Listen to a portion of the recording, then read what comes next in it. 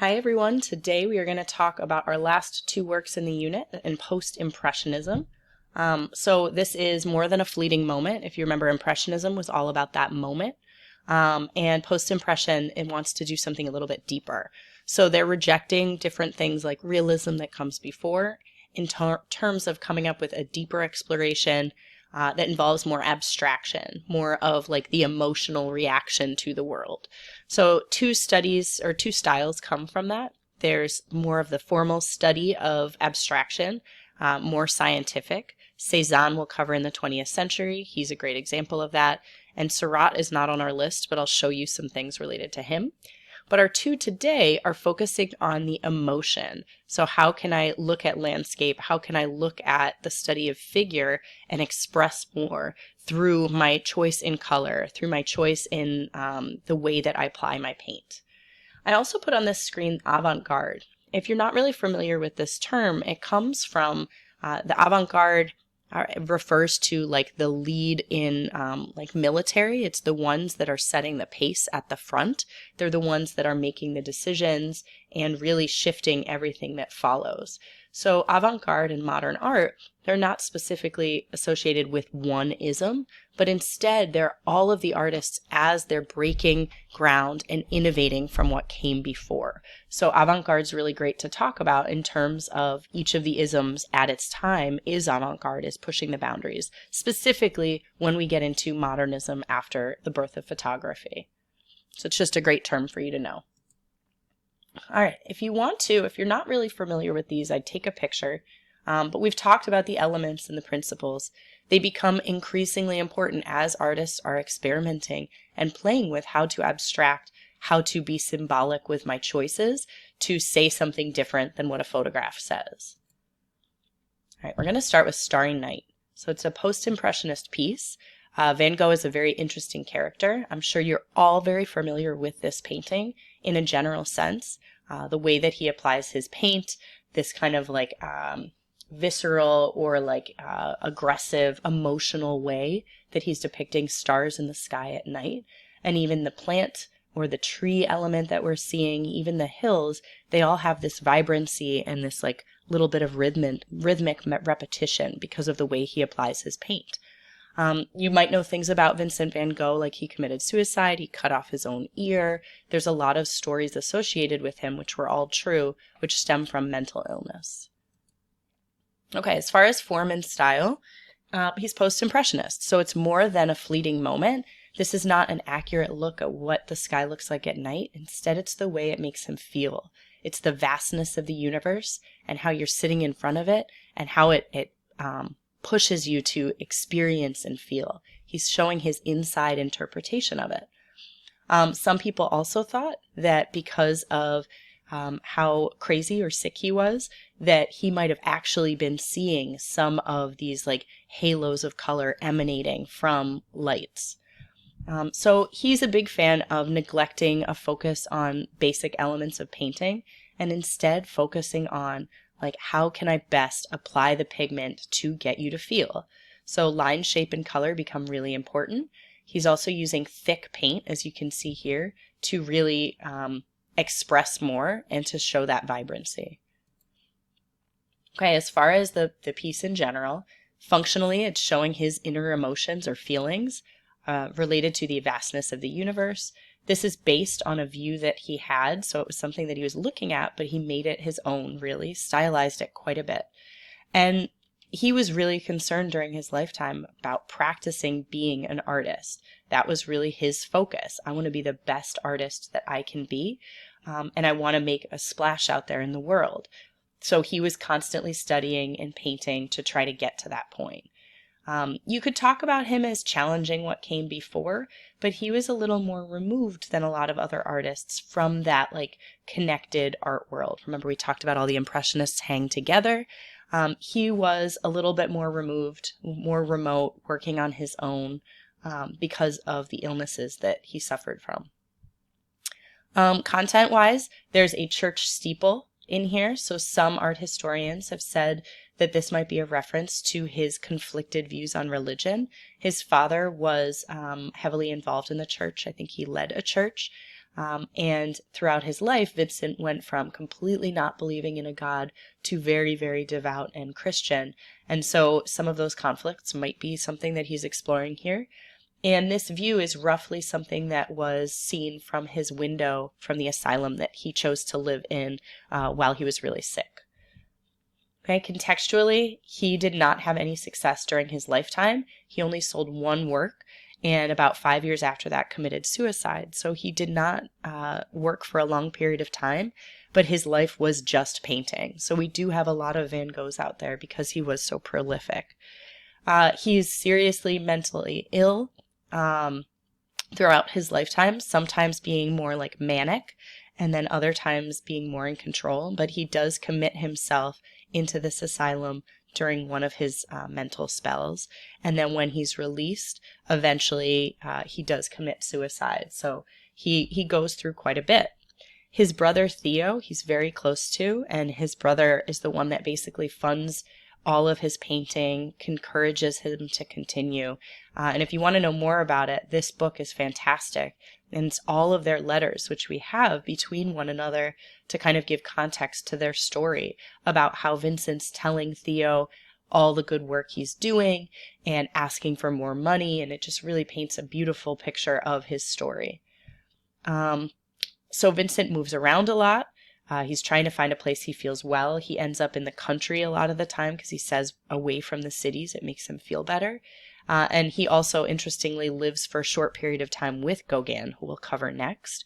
And they don't really get along. They both have some psychological issues, so it's really not a great relationship. So that is really Starry Night for us.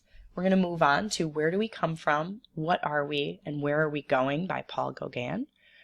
This is a very massive piece, and I want you to take a second and think, what does this title suggest about the work?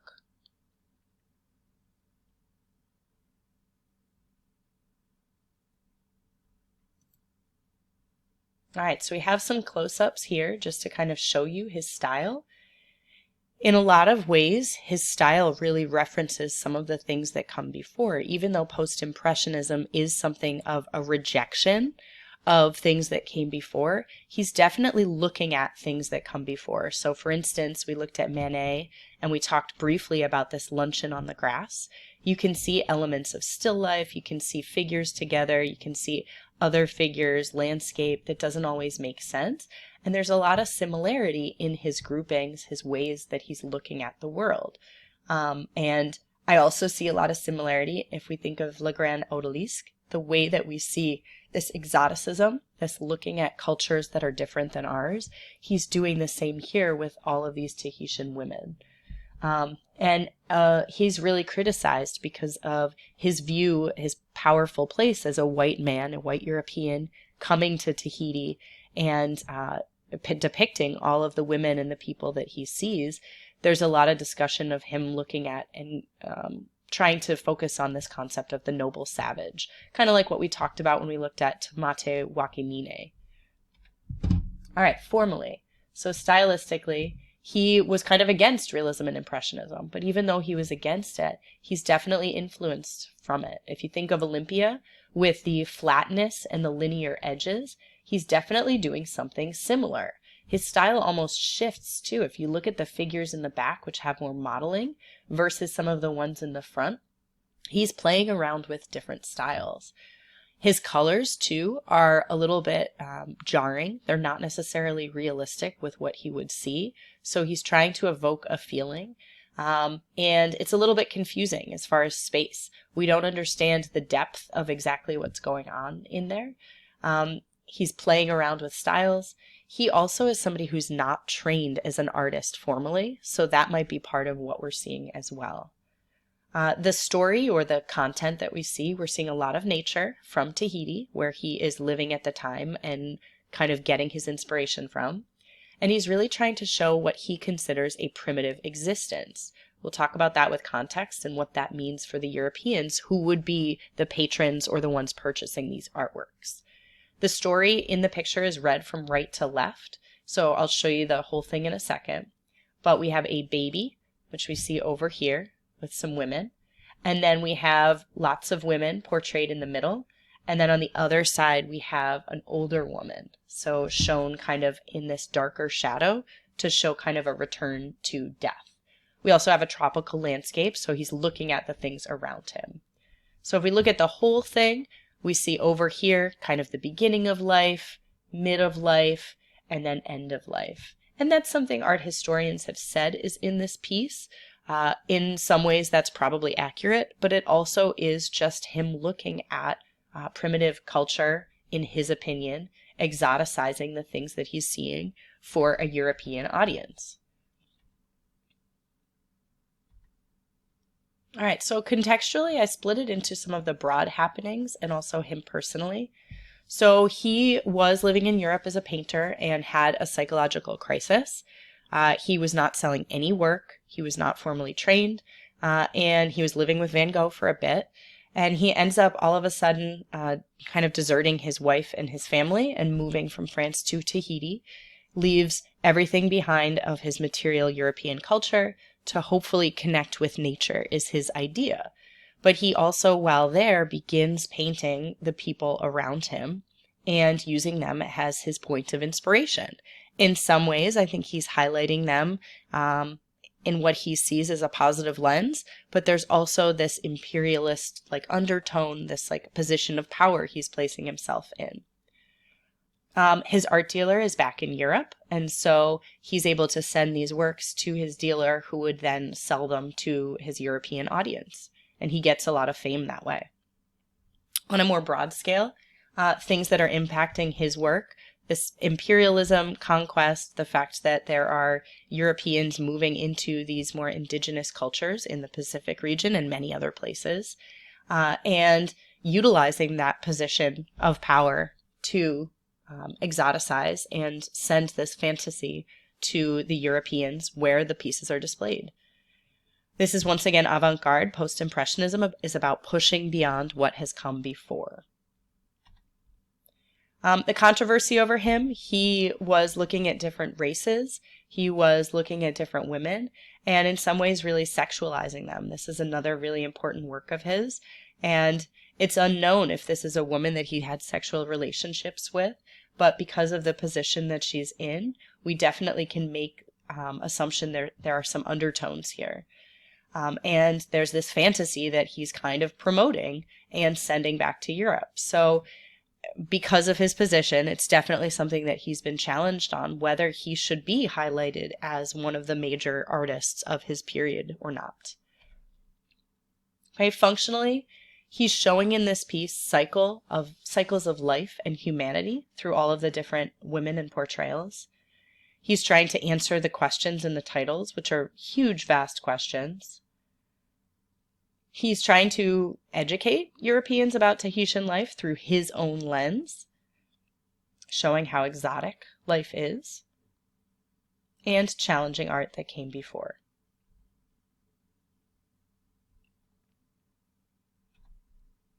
All right, so this is not by Gauguin. This is a contemporary artist, Gisela McDaniel. I'm not going to read this whole thing, but she is a contemporary artist looking at her own heritage as a woman from the Pacific region, and all of her works study women from this region and highlight them for their beauty, for their both inner and outer voices, and she tries to use that as her platform to kind of bring awareness and empower.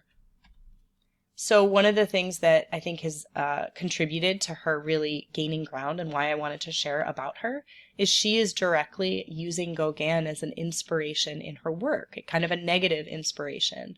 Gauguin writes about, he's got a book called The Writings on the Savage, and she uses that as inspiration because of the way he writes about and exoticizes and racially judges the women and the people that he interacts with.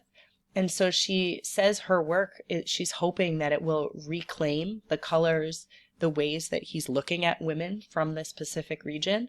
And she's trying to help them not just reclaim, but more so like replace what came before.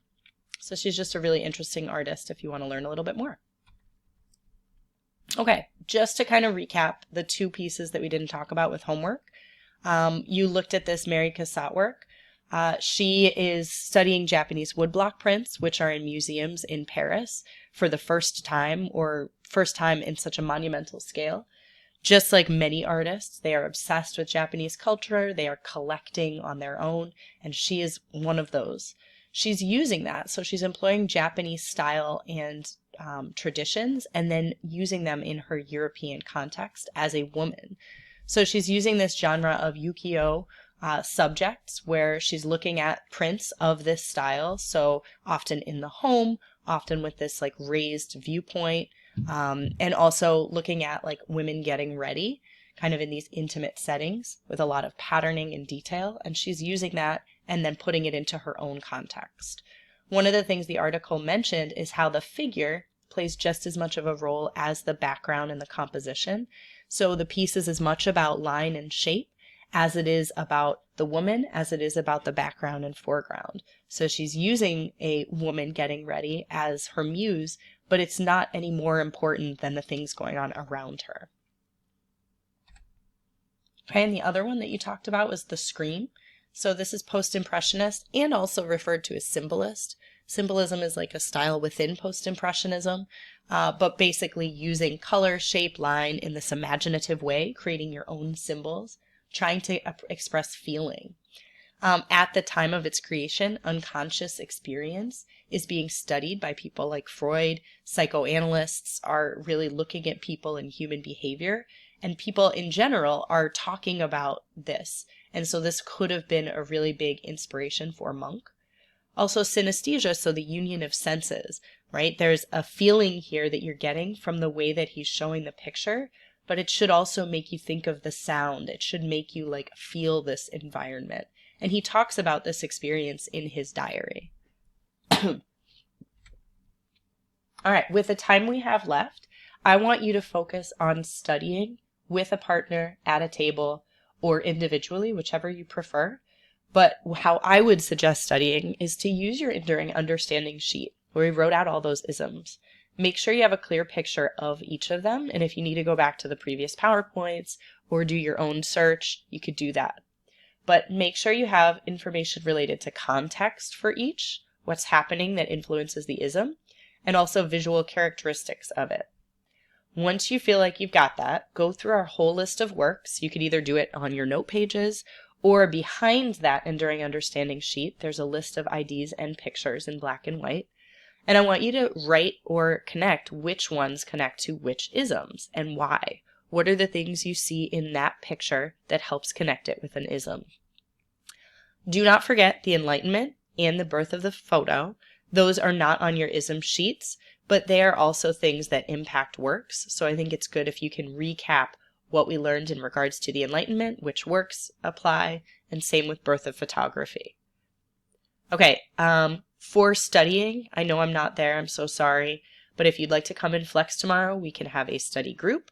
If you have questions, things you're stuck on, feel free to email me. I'm happy to answer today. And just to recap also, there won't be any questions on Gauguin or Van Gogh on the quiz tomorrow. All right, I wish you all the best with your studying. Utilize this time. Make sure you feel good going into tomorrow.